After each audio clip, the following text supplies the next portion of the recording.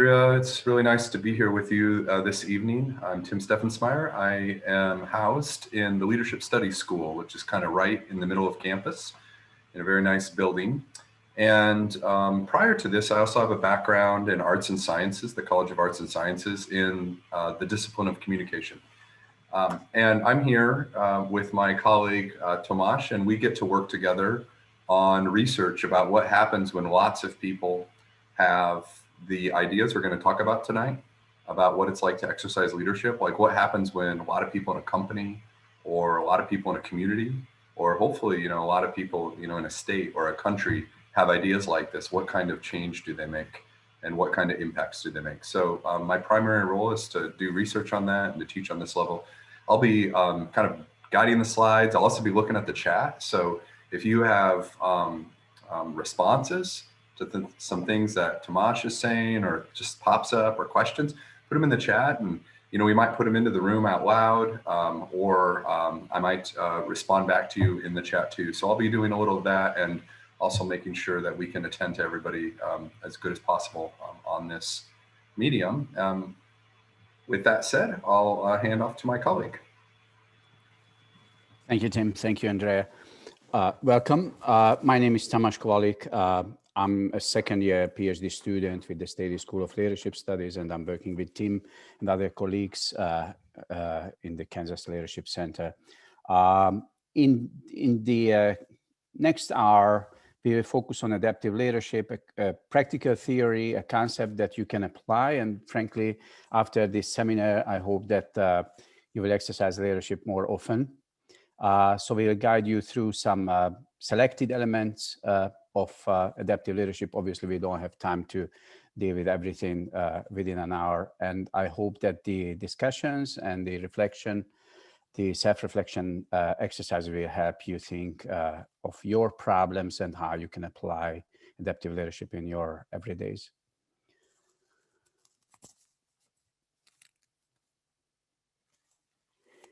So let's start with a mini poll. So my question is that when you see the term, we can go to the next slide, Tim. When you see the term leadership, what occurs to you? So what are some keywords that emerge when you see this term? Just use the chat box to share your keywords really quick.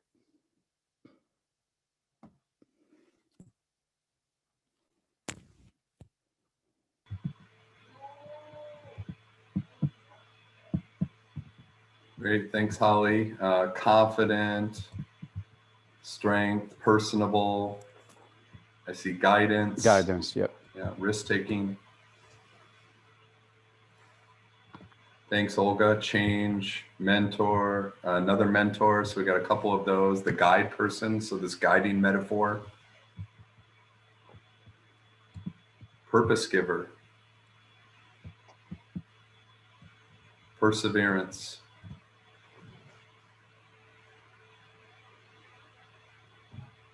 Welcome, everybody. Welcome. Thanks for putting things in the chat. There's no wrong answers here. You're going to see a lot of that as we go along. Initiative, developer, appreciate it. Great.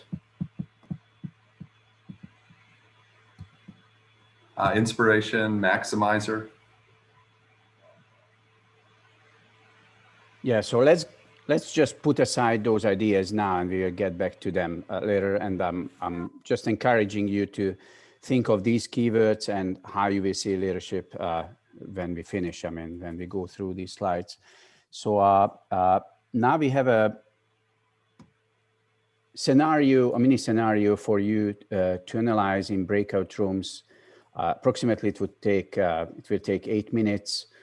And I want you to read this small scenario and just focus on the problems you see here. So what types of problems you can identify, and try to have a discussion in your group about these problems, the types of problems that you see in this case. So Andrea, if you can assign people to. Yep, I'm going to take a minute to write this in the chat. Thank you. And then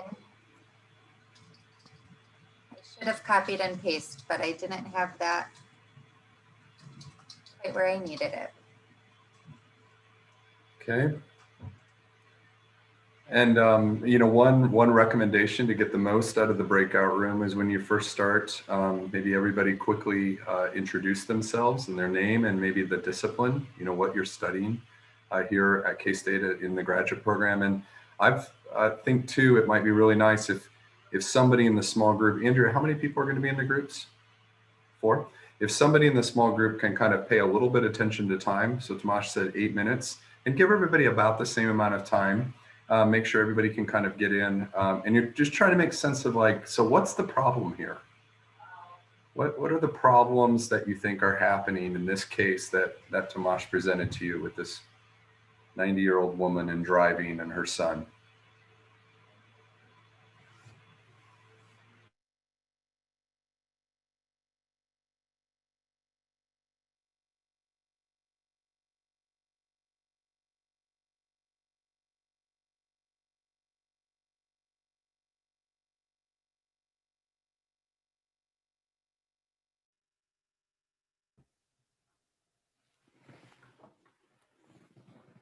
So if everybody's back, I would invite you to share some of the ideas. So you could start with unmute yourself and just tell us what you're studying, what field, and share a couple of ideas that came up with regard to the problems you see in this case.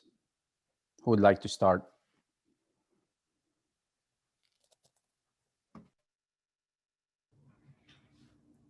I'll go.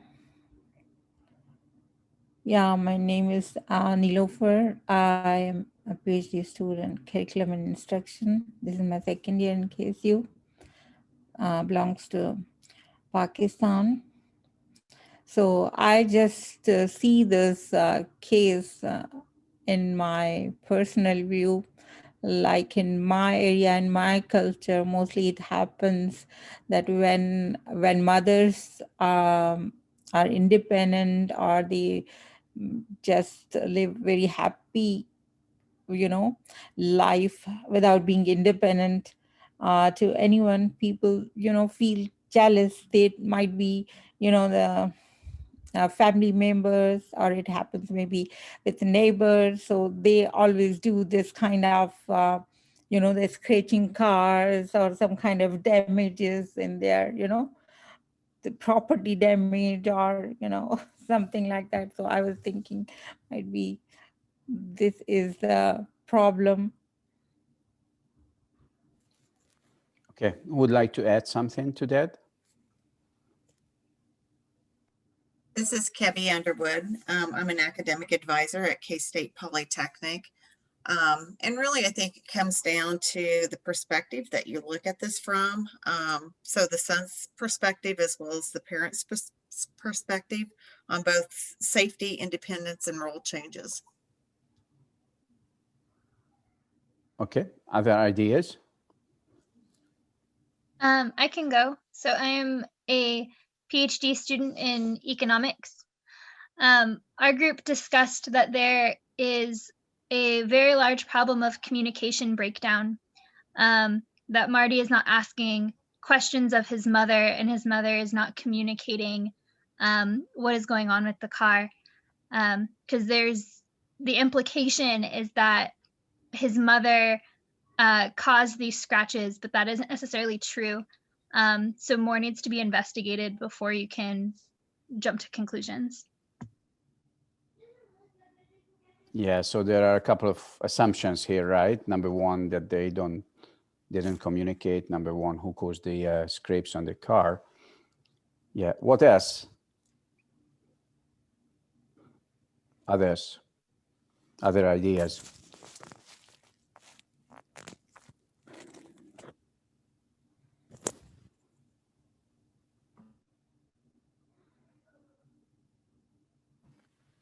There's no good or bad answer. Just, we are trying to unpack this case.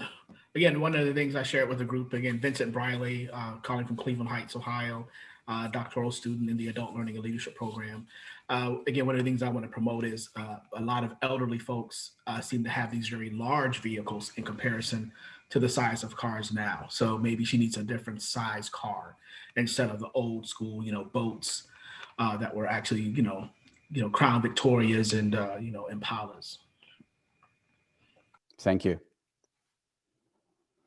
Any other initial thought about the problems here?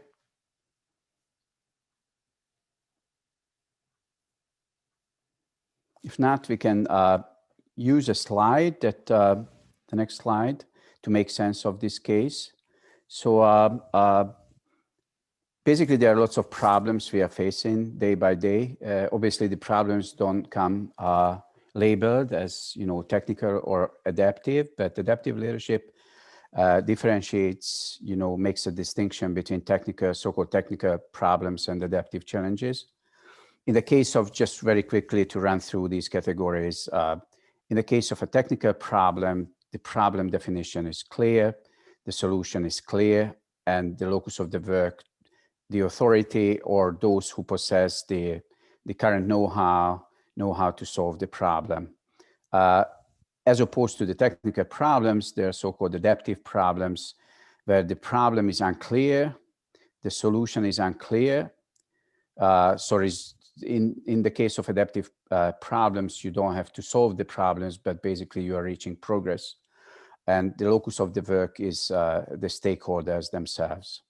So let's try to apply these problems. And I will just try to help you to identify the two types of problems which I see in this case.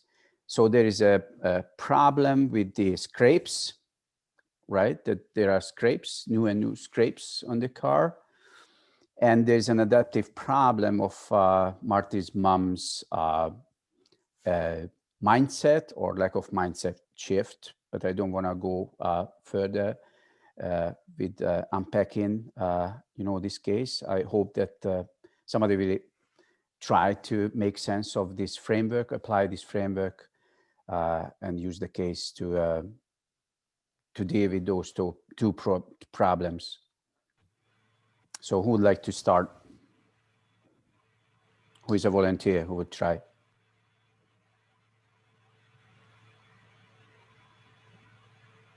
Well, we might just circle back to the first thing you just said there about the scrapes, and just use that as an example. So if I see this as the scrapes are the problem, that feels like, we're kind of landed on the technical side. So we just might start as that example. So the scrapes problem is pretty clear. Something's wrong with the car, and the solution's probably pretty clear too. We should go fix the scrapes, right? Go get the car repainted. So kind of in that flavor, using the case, what are some other technical or adaptive aspects of the case?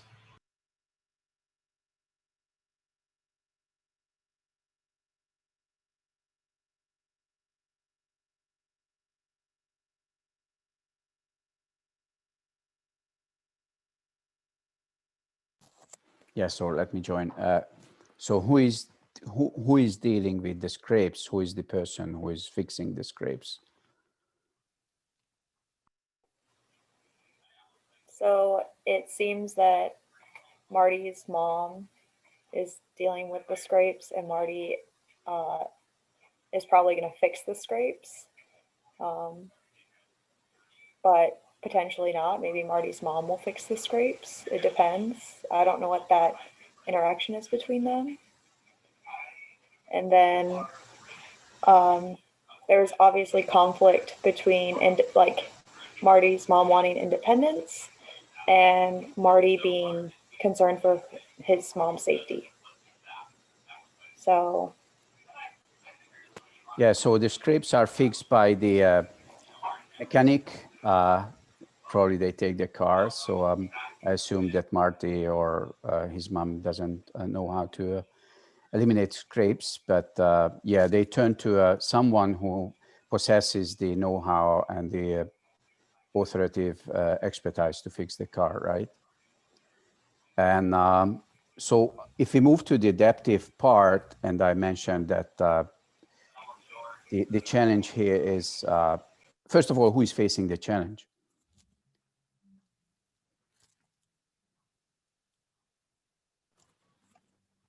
Marty's facing the challenge. Marty is facing a type of challenge, but who else is facing the challenge? Who has to face the problem? Whose problem is it? Marty's mother. Exactly, and why? Why do you think so?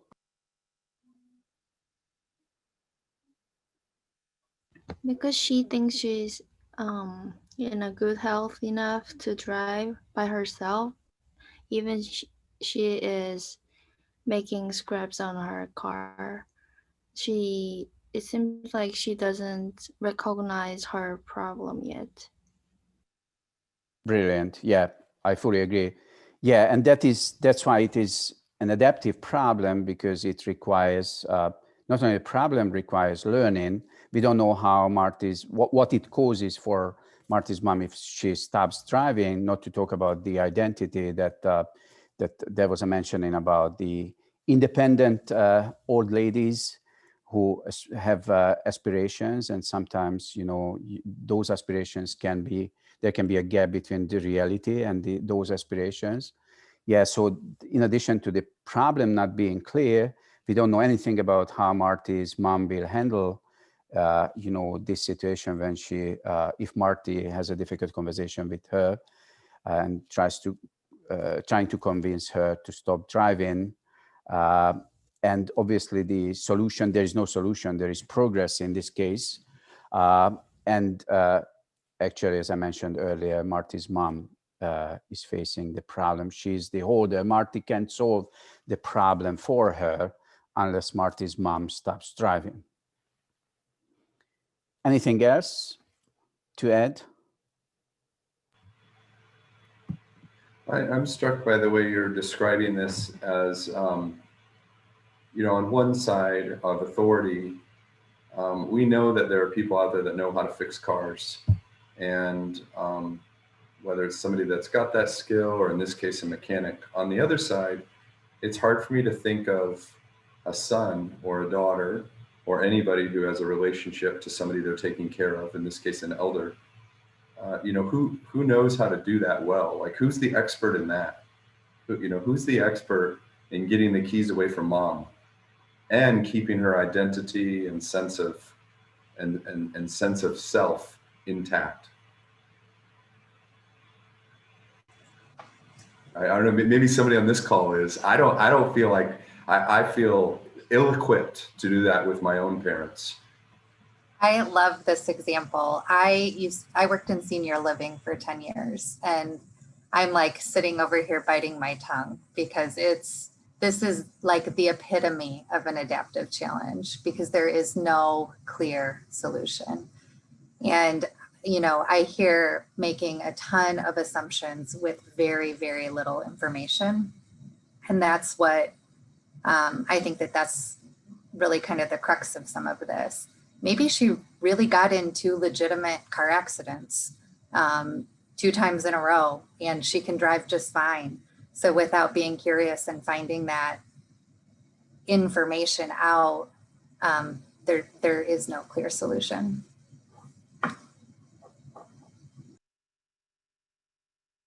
Yeah, anyone else? Any ideas, further ideas or reflections?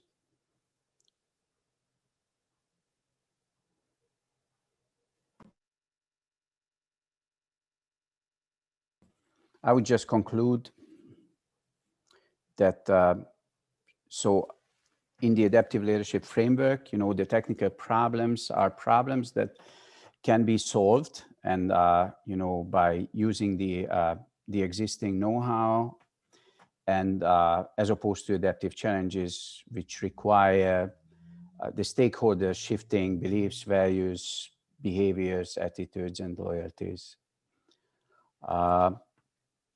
Now, based on this framework, if it is clear what an adaptive challenge is, we could move to your own examples. So we give you 5 minutes. You just use a piece of paper and try to jot down an adaptive challenge, you can go back in time if you haven't recently faced one, and try also to think of how you approach those problems or that problem, how you try to solve it. Okay, so you have 5 minutes. It is not a breakout room exercise, just self-reflection. I call it self-reflection, and then we get back to for discussion. Okay. Okay, so I think we can regather, and curious if someone is willing to talk about his or her adaptive challenge and how he or she tried to solve it.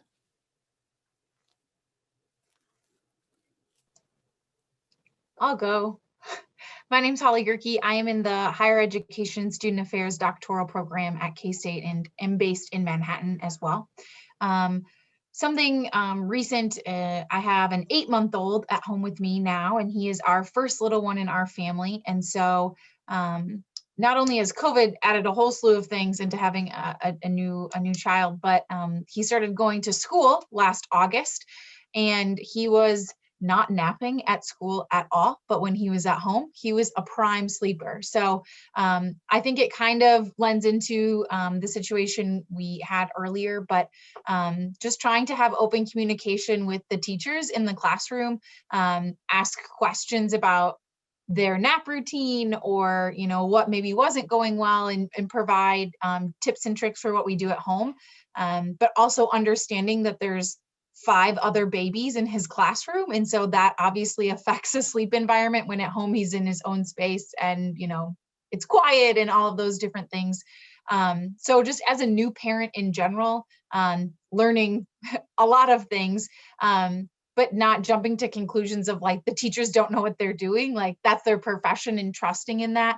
So I think one approaching that was having conversations with my partner, right, about what we wanted to do and move forward as a team in that. But then knowing that we didn't just have to run in, drop our kid off and like leave, like we can have conversations with our teachers at school. And they want to get to know us just as much as we want to know what's going on in the classroom while our son is there. So that was one example that I thought of. Thank you, that's great. And it raises, we can hold up this this issue, and I just wanted to ask you that, did you have a conversation with the teachers? Yeah, so we definitely did, and learned some different things about how, I mean, nap routines work kind of with the group and having multiple children, and also learned that everyone has their way of like that, what works with a baby, right? Even if it's not like something that my son enjoys with me, my husband has completely different things that get to the same end. And so I think just learning new ways from them of how they were putting him down or providing tips about, you know, what we typically do before nap time at home helped. But you also have that gut feeling of like, I should just leave it, it'll be fine. And it's like, well, that's your kid. Like you should ask questions. You should feel comfortable not being ashamed of wanting to know more, I guess. Yeah, and it is a perfect example for what adaptive challenges require, because the problem is unclear, asking lots of questions, lots of listening, and also having the difficult conversations or courageous conversation, I would call them. Any reflection to this case, or anyone else wants to share his or her case?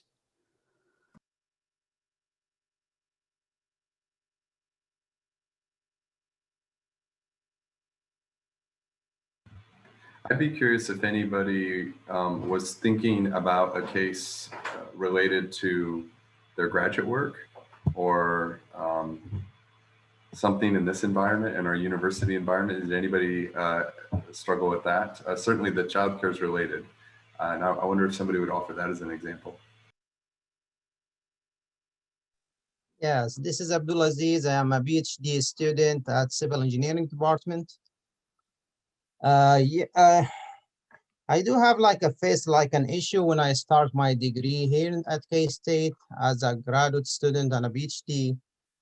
When I came here, like I just start to look for some related courses to take to start kind of my research to something that I can focus and can support my idea for my research.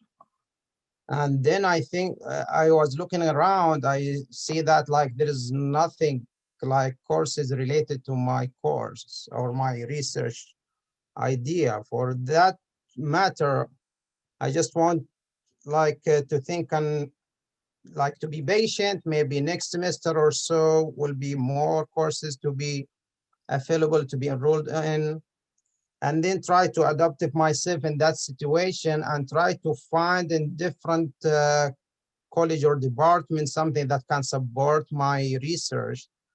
And it was really help. I was looking around to some like statistic courses, which has really helped me in my research that I'm working on right now. And I adapted myself in that situation, and I was really great to get those courses that so far that's helping me. And I'm looking forward to see if some other colleges that could support my learning for that particular research that I'm working on.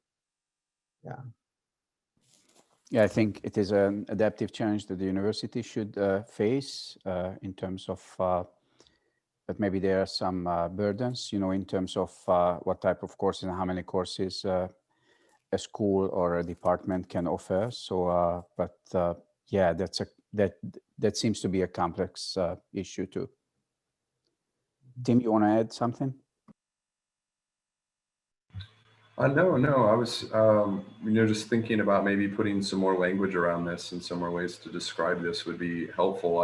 I do think there's typically a problem is adaptive when it also requires you to start to renegotiate maybe your identity or what you thought, your expectations. So what I hear in that story is I got here and I thought all the courses might be available, maybe in my department or on my own timeline. And I also heard it in the parenting example that I think that it's adaptive when we have to start shifting both our expectations and then sometimes even our own, how we see our role. Not necessarily ourself per se, but how I see myself operating in a particular role. Like the role of now I'm a graduate student and I'm really piecing together classes in a very unique way and it's not prescriptive. Or now I'm, this parent and, nobody knows how to do that. And if they tell you they know how to do that, they're lying. So, I think it's often wrapped up. You were talking about earlier, Tomasz, about values, and I think that's wrapped up in identity, and particularly this ability to separate self and role feels really important to try to figure out adaptive work.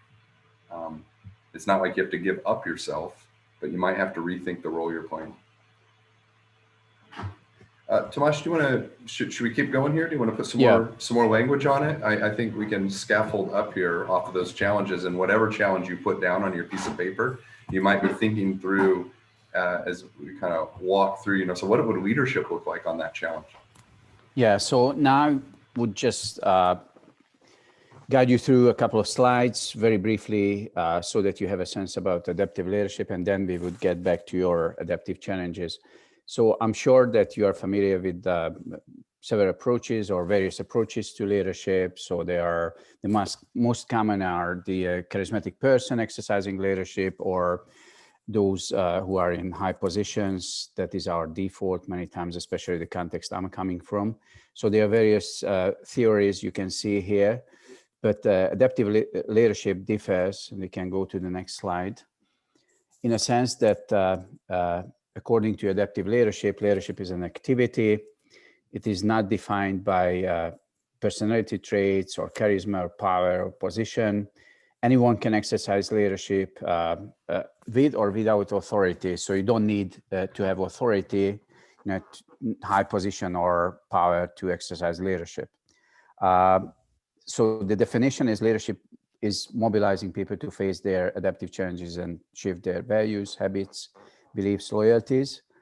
And I think that I must add that leadership is dangerous activity because you are raising questions, issues, taboos, hidden issues, which others don't want to acknowledge or simply don't want to talk about, because adaptation and going back to adaptive challenges requires, a change which includes loss, and people try to avoid loss most of the time. So that's why many times they are pushing back. So when you are exercising leadership, having the difficult conversations or confronting others with problems and the gap between the reality and their aspirations, you are definitely not popular, and you can be in trouble. We can go to the next slide.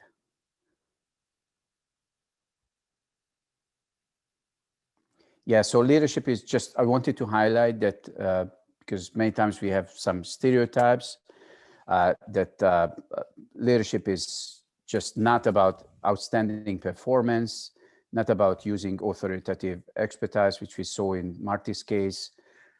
It is not about holding a high position or have enormous formal or informal power. And I would just go back for a second to the, by the time, in the meantime, while you were working, you know, I just clustered your answers to the first question about leadership, what leadership is. And I saw two trends. Number one, the ones like guidance, leading, mentor, purpose giver, belonging to the category which most people would think. I was thinking about leadership like that way, like that is more the terrain of the authority, as opposed to risk-taking, change, inspiration, which really comes down to adaptive leadership, I would say. So those are terms used in the adaptive leadership terminology. We can proceed. Next slide. Thank you. So here, I think it does make sense to make to differentiate between exercising leadership and exercising authority. So acknowledging that the functions of authority, which are direction, protection, and order, are necessary. So our organizations wouldn't exist or would not operate, you know, unless we have orientation to roles, control of conflicts, or, you know, smoothing the conflict, or norm maintenance. But I want to call attention to the fact that exercising leadership goes opposite to this. So it is surfacing problems, not, you know, smoothing problems and conflicts. So there are some hidden issues which when you are exercising leadership, you are unhiding hidden issues. You are sort of increasing the heat with those courageous or difficult conversations. And so this is a very important distinction that you need to understand when you are exercising leadership. Next I was just slide. thinking Yeah, in a real simple way, if you go back to the Marty's example, if you think about, uh-oh, there's something wrong with the car, we better just get it fixed because that's clearly the problem. And we're not going to think about it much more. And so if you think of that mechanic is paid to provide some order, to tell you how to fix it, and then go ahead and fix it. You know, so it's like solving and orienting and taking care of the mess through authority. And often those are expectations of authority figures. Fix it. If not, I'm gonna elect a new president, or I'm gonna get a new boss, or etc. And if for those of us who have been in positions like that, you know what it feels like when the expectation is that you're supposed to handle it, protect, direct, and order. And what Tomasz is trying to carve out here is that if we separate leadership away from that, it opens up all kinds of possibilities to actually mobilize a lot more people to do hard work, and not just the select few, or waiting until we're in a position to make change happen. I'll go to the next slide, Tomasz. Thank you. Yeah, so leadership requires four things. First of all, purpose. So if you have purpose, most likely you will be ready to and willing to engage in you know, those difficult conversations, or, you know, confronting others with problems, or unhiding some hidden issues. You also need practice and experience, but the good news is, like in this framework, anyone can exercise leadership, and the more you are practicing, the more experience you have, and basically you are developing your skills. So what we are doing now here. Yeah, we can go to the next slide. So how to exercise leadership? Basically, it is a very simplified, obviously, description, but exercising leadership includes 3 activities: observations, interpretations, and interventions. So we have this metaphor of the balcony and the dance floor. So you go back to the balcony, you step back and try to make sense of what is going on. Try to make sense of the problem itself, the reactions, the factions. So that is the diagnostic work that you are doing. Then you are you are interpreting what you see, and eventually you are designing interventions and you intervene into a system. What you see in observations, they are the symptoms from the balcony and the patterns, behavioral patterns, or you see the factions, who is dancing with whom. But the emphasis is on the hidden issues, because those are the generators, those are creating opportunity, which Tim referred to reach progress on adaptive or wicked problems. We can go to the next slide. Yeah, so talking about interpretations, I just wanted to add that and highlight that interpretations, you should be careful with interpretations. So it is also a leadership activity to question your own assumptions. So just look at the first photo. What do you see?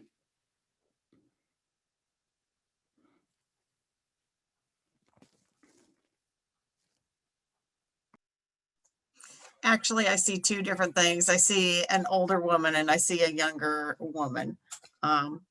So there's multiple perspectives to the same thing. They're both right. Neither of them are right or wrong. It's just how I see it. There was a point when I saw the lion, because there is a lion here too. I see the eyes of the lion, but it is difficult to see the whole lion. So let's have a look at the second photo, what you see there.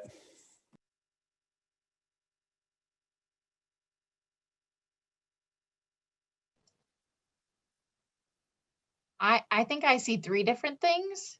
I see like a tree and like a city landscape, and then I see a face where the darker figure in the middle is the nose, but then there's also like a woman or an individual walking through the picture, and I'm assuming is like, I don't know, she's the person that makes up the nose.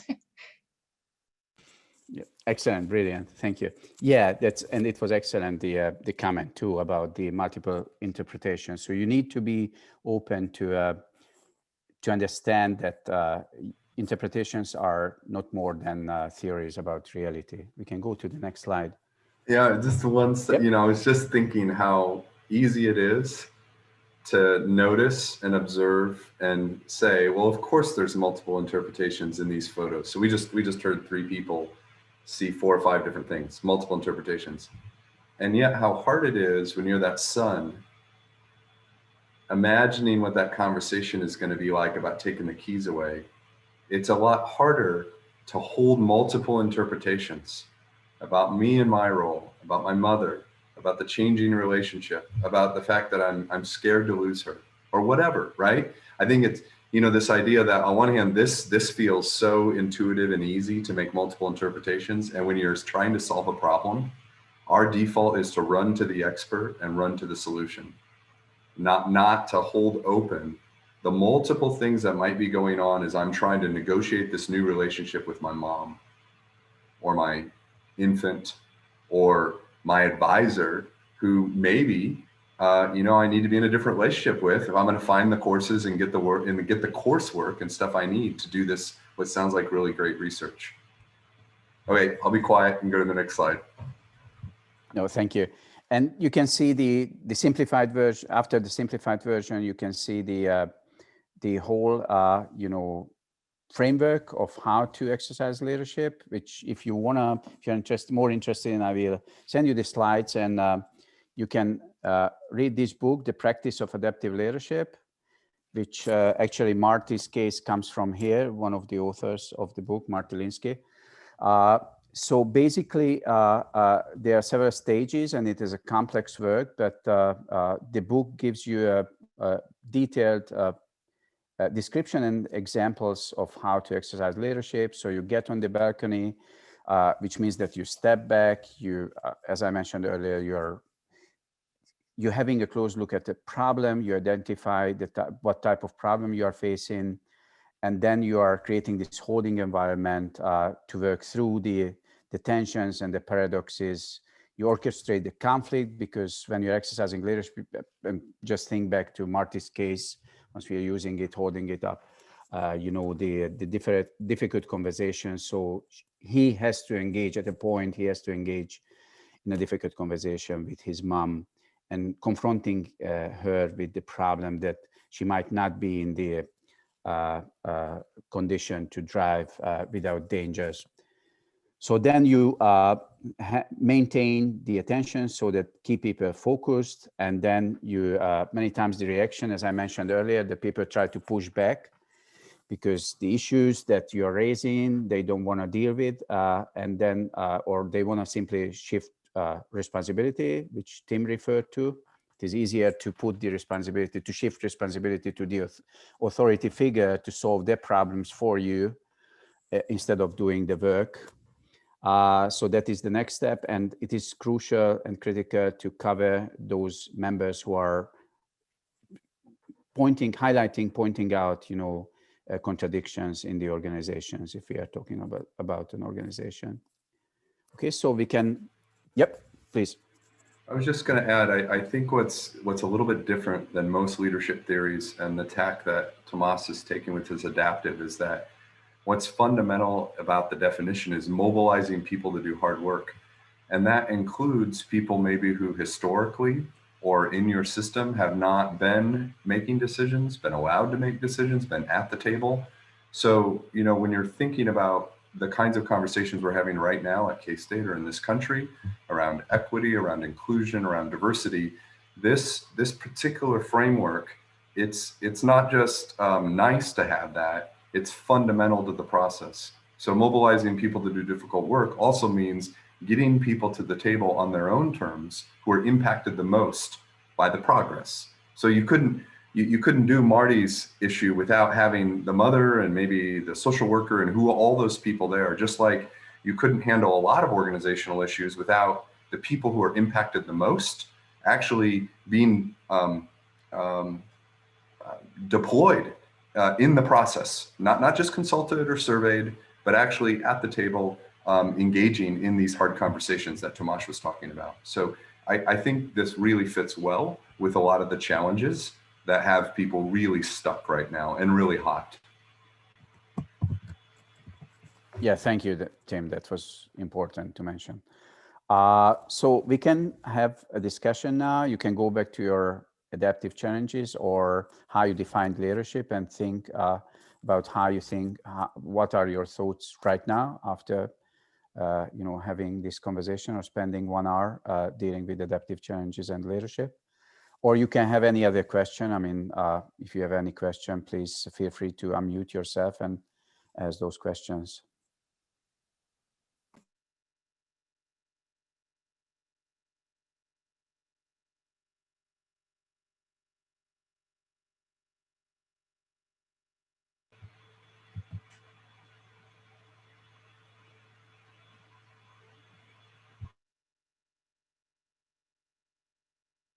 I think it's easier to think of your problems and kind of compartmentalize which part of it is a technical problem and isolate that from which part of it is the adaptive challenge, which if you're looking at a problem head on, the first thing I'm accustomed to doing is kind of breaking down which parts I can do, which parts I cannot, and then looking forward to finding out which ways I can like get the expertise or an understanding of where I need to go next. So that's a big problem solving mechanism, is to break down which part of it I can handle, am I equipped to handle, which am I and not, and then more importantly, where do I go to figure out what to do next. Yeah, that makes sense because adaptive challenges are complex, and the fact that you can't handle something or another person can handle, that can be still technical. But the adaptive challenges emerge when there is a complex problem and the basically the problem is unclear. So you can't point to a person who can fix the problem not necessarily being you, but anyone else who has the existing know-how, and just throwing a technical solution on a problem would solve the problem. Any other question, remark? I think we're up against the time boundary here. I wonder, Tomasz, if you could put your contact information in the chat. Tomasz is being kind of modest. He wasn't saying a little bit about his background, but he had the opportunity to study at Harvard in the Kennedy School, where this kind of leadership is taught to all the students who are studying politics and public administration and stuff. So he got this great experience in the middle of his career to work with a couple of pioneers in this area, and has a lot of knowledge about the literature, about some of what's happening. And he has a lot of great examples of places in the world where people are trying to put these ideas into practice. Even some places that you might not think something like this would work in, where maybe it's a stronger authority and stuff context. So I think he'd be a great resource, and certainly can guide you to readings or conversations and stuff, and just a wealth of experience. And I've really appreciated having him on campus the last couple of years, in part, learning about this, and the people who kind of started thinking and writing about this in the late 80s and 90s is when adaptation. And one last thing I would say is, for those of you in the sciences and stuff, this has its background in some evolutionary biology, some psychoanalysis. So this theory comes from watching how species adapt and change over time. I'll just say I've appreciated being here tonight. Tomasz, you might sign off here. Yep. Thank you so much. I would have loved to co-facilitate this meeting in person, and I guarantee that would have been different than this conversation. But this is adaptation too. I mean, COVID forced us Zoom. It was a pleasure. I will send you the slides.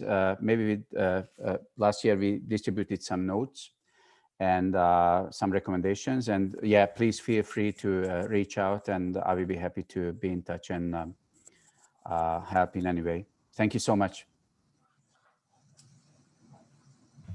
Bye-bye. Thank Thanks, you. Andrea. Bye-bye. Bye-bye. Y'all. Bye, Tomasz.